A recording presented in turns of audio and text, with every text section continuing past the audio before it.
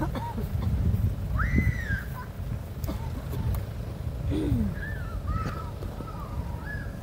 afternoon. On behalf of the couple, we'd like to thank you for coming and to witness the reunion. And I'm sure hindi kayo magsisisi sa pag-attend because you will learn wisdom today. Wisdom about marriage. So, bago ko pataasin ang inyong mga kilay sa mga susunod ko sasabihin, I'd like to make a survey. Who believes in perfect marriage? Taas ang kamay. Batay nagtaas. There was one. Again, next question. Baka nagda-doubt lang kayo. I'll repeat it. Who believes in perfect marriage? Taas ang kamay. Just one. Thank you, Ma, for believing.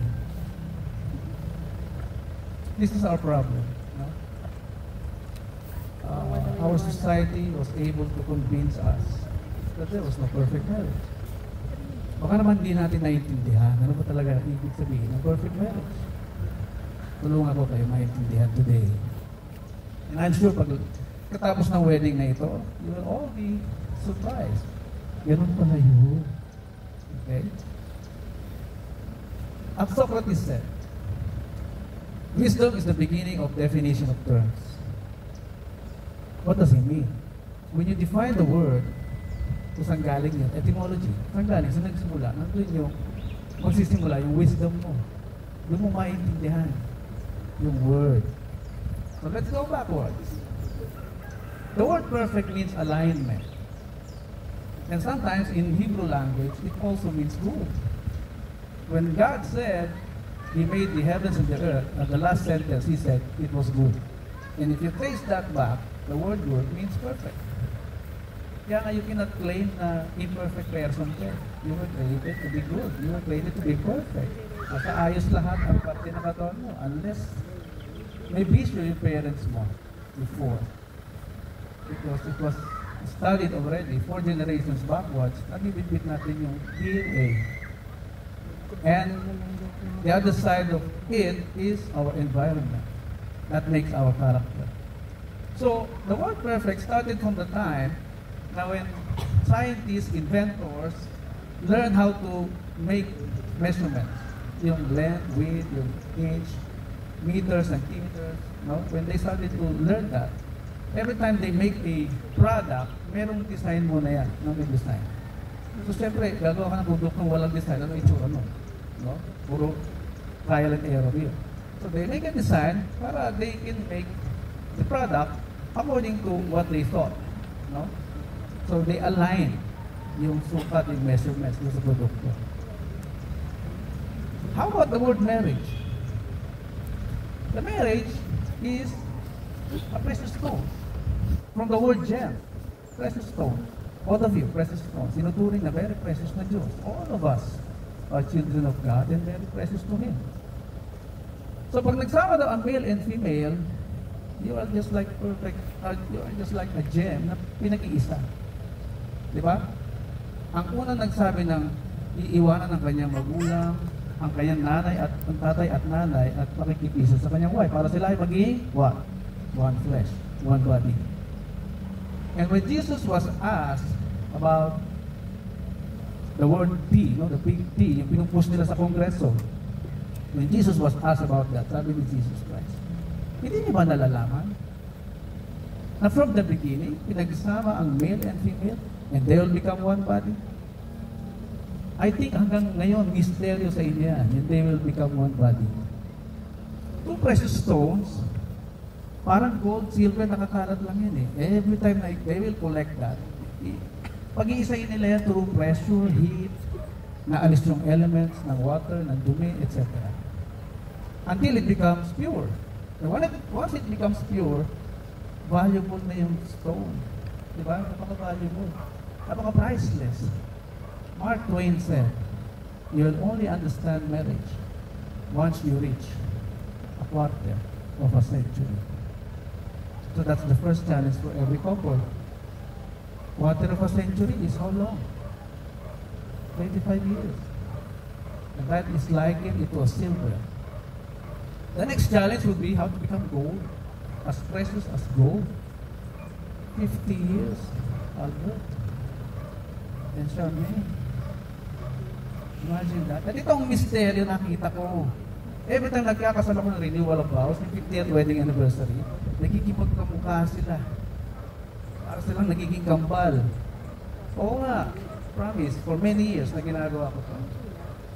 Now, precious stone, pinag-iisa kayo, inaalis ang mga dumi, dapat habang nagtatagal kayo, naalis na yung mga pangit na ugali. Dapat habang nagtatagal kayo, wala na yung mga bisyo. Dahan-dahan ang iniiwanan. Sa totoo lang, Article 1, ang Marriage of Family Code, pag pirma po lang ng marriage contract, wala na dapat bisyo. Explain po. Sabi ng Article 1, Family Code. Marriage is a special contract between a male and a female. Bakit special? Because there's an ordinary contract. Ano yung ordinary contract? Under the Civil Code, pwede kayong magpasok ng terms and conditions ninyo. That is the law between the two of you. Terms and conditions. Ito gusto ko, ito gusto ko. Okay, bayaran mo to, bayaran mo to. Gawin mo to, gawin mo to. That's the meeting of the minds. Right? That's a civil contract. Pero sa marriage daw, is special. Bakit special? Not subject to stipulations. Ano yung stipulations? Hindi yung terms and conditions na gusto natin ipasok sa marriage. Akala natin, acceptable. Hindi. Kasi law na ang magdidikta sa inyong dalawa. Batas na. Pag sinabing batas na, wala ka na say. Hindi ka na pwede magreklamo. Ang oras ng pagre-reklamo ay habang dinideliberate ang batas. Doon ka magreklamo. Pero once naging batas na yan, the process was done, wala ka na stay. So, ano sabi ng family code? Love, mutual love, honor, respect, fidelity, etc. So, not subject to stipulations. Ano ba yung madalas natin pinapasok kasi sa marriage? Binibit-bit sa marriage. Ano ba yun? Mga bisyo. Ano ba yung bisyo kasi? Nagpapasaya sa sarili. Kasi ang marriage daw, ang pasasayahin mo na, sino na? Yung asawa mo na. Yun na ang focus mo, yun na yung mentality mo. Everything na gagawin mo, or sasabihin mo, matutuwa ba ang asawa ko dito? Magiging masaya ba ang asawa ko sa gagawin ko? O sasabihin ko sa kanya? So nakamarka na po ang design ng marriage. Ever since. Na dinugtungan pa ng family ko. So pag tinignan natin yung design ng marriage sa Garden of Eden, where the first marriage was created by God, tingnan natin kung paano ba tinreat ng Diyos ang male and female. Ang sabi niya, let us make man according to our own image, likeness. You are both created in the image of God. Kaya every time na atakihin mo asawa mo, you are attacking the image of God. At tayo ay natural products ng Diyos. Kagaya ng natural products na nakikita nyo. And Galileo Galilei said, human beings are subject to natural law. Wala kang choice kundi sumunod sa natural law. Ano ba yung natural law? Mahalin ang asawang babae. Irespeto ang asawang lalaki. Hindi mo na pwede lagyan ng kondisyon niya. Paano siya mamahalin? Hindi naman niya ako nairespeto. Paano ko siya irespeto? Hindi naman niya ako minamahal. Wala na pong ganun. Kung hindi nyo pa na-try, try nyo. The more na minamahal mo si Charmaine, the more na minamahal nyo ang asawa niyang babae, the more they will respect you. The more na nire-respeto nyo husband nyo, the more they will love you. Just do your job. Without any condition. Kasi, walang demokrasya.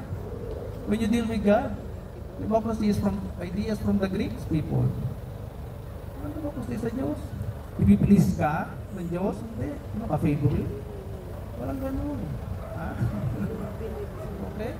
You only have to please God. That's our role. Our responsibility to Him. So, pag-iisahin kayo. Anong pag-iisahin sa inyong dalawa? Physical, psychological, spiritual. Abraham Maslow. Tatlong bahagi ng katawan natin. Kasi yung dapat pag-isahin yung dalawa. Ano yung physical? Umasa ka sa mundo niya. Ano man yung gusto niya, dapat gustuin mo rin. Mahilig siya sa basketball. Gustuin mo yung basketball, samahan mo. Siya din. Gusto niya hindi pa maiwanan yung pagkadalaga, maatin pa rin ang party, samahan mo. O, pag nagsawa na, o, tapos ka na. Happy ka na. Kasi ang ating terms and conditions, tinatapos na yan pag pirma ng marriage contract. Because law na ang magsasabi. Kaya yung mga bisyo ninyo, iniiwanan na yan pagpasok sa marriage. Ano ba yung mga bisyo pa? Alak, babae, sugal, what else? Alam niyo na yan. Alak. Oh, masyadong alcoholic, makakatulong sa marriage. Yung lagi kang inuuwi ng mga kumpare mo na suray-suray, makakatulong sa marriage. Baka naman hindi ka kayo ba? Hindi po, Father. Oh. Sigarilyo, no offense. Mauuna ka, iiwanan yung asawa mo. No offense. Wala mong mapabuhay sa pagiging change smoker. Babae, mga babae, kailangan ng marriage, makakatulong sa marriage. Hindi, di ba? Hindi po, Father. Gusto mo marinig yung mga ganun eh. May manindigan tayo sa tama, hindi yung we will try to please our husband, just forgive him later. Walang ganun. Because once betrayal nangyari, hanggang lifetime mo yun maalala. Betrayal, kahit may forgiveness. Lahat ng susunod na sasabihin mo, gagawin mo, hindi ka na pagtitiwalaan. Sinira mo yung record mo eh. Diba? Susundan ka na yan, kahit pa sabihin, bakit wala ka tiwala sa akin? Eh, sinira mo record mo. Ha? Einstein, marriage is a risk, sabi niya. Ba't kaya risk? Kung sinabing risk, pwedeng ulitin buhay natin. Diba? Sino mag-i-stress tayo? Hindi asawa mo mismo. But it would be an enjoyable journey, sabi niya. May requirement siya. If you have one spirit. So kanina sabi ko physical. Now spirit. Psychological, ganun din. Unahin ko muna yung psychological. You must come to a point na yung alam ng asawa mo, alam mo rin. Knowledge, information, everything. And in the Garden of Eden, you were decided as the ruler, the teacher, as emphasized by Apostle Paul. Kaya pag teacher ka pala ng wife mo, you are required to know everything. Para pag tinanong ka, may sense yung sagot mo. Hindi siya magtatanong sa iba. Diba? Because the woman is emotional, they think from their feelings. The lalaki, created to be logical now, they think, they say things according to what they think. Kaya very opposite talaga ang male and female. Kaya don't expect your wife to think like you unless i-train mo. Marami kang training niya gagawin siguro ka siya. 25 years. First. Kaya nga wala kang lusot eh. Pagka, parang hindi yata tama itong atong asawa. Kung wala kang lusot, the Lord tells the husband, you are the cultivator of your wife. That's the meaning of husband. From the word house bond, the one who binds the house together. Ikaw yun. At para hindi kayo magsabong lagi, dahil you were created to be both powerful. Before they pick the fruit, sabi ng Diyos, you can dominate all the natural resources. Both have the capacity to be leader, president, senator, congressman. I believe in the power of the woman. Pero, huwag kayo magpakumpit sa husband nyo. Inayos ng Diyos yan. Ano sabi, nung pitak-pitikasin ang prutas, He will rule over you. Hindi, magsasabong kayo lang. Kaya, be subordinate, sabi kanina sa readings natin, di ba? Be subordinate because He is the ruler in the family. Equality, yes, tama yun, but that only applies to the corporate world. Don't bring that equality to your marriage. Inayos na ng Diyos yan. You are the leader, and the marriage requires a good ruler with a heart, not a dictator. Okay, husband? The marriage requires a ruler with a heart, not a dictator. Kaya hindi ginawa option yung love. Hindi ginawa optional ng Diyos yung love. This is my commandment, sabi niya. Love one another as I have loved you. Hosea chapter 6, ignorance destroys my people. Only ignorance. Pinag-aralan na yung marriage. 13th century, 14th century, 15th, until now. Hindi pa natin natututunan mabuti ang design ng marriage. I even talk to lawyers, judges. There are no hard and fast rules in marriage. No, meron sir, na-miss nyo lang. It's there in Article 1. You cannot impose your terms and conditions anymore. Dahil ang pagpapasaya sa sarili, ginagawa habang ikaw ay single. Magpakasaya ka habang single. The moment na nag-asawa ka na, you are obligated, legally obligated, to give yourself to one another, to your spouse. So, huling hirit lang po, malapit na po kami sa inyo, maglalambing lang. We used to go to poor communities to do feeding programs para mas mabawasan yung poverty level. Para yung mga generation, mga batang generations ngayon, yung mga may hirap na lugar, ay matuto, ma-discover yung kanilang sarili, how to be successful in life.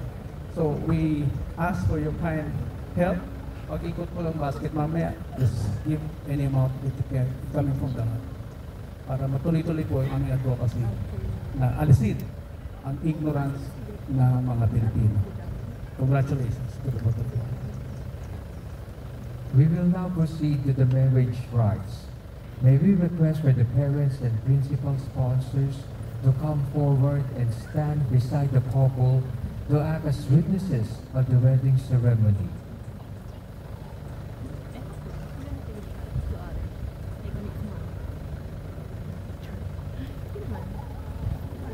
May we ask for the candle sponsors to please light the candles.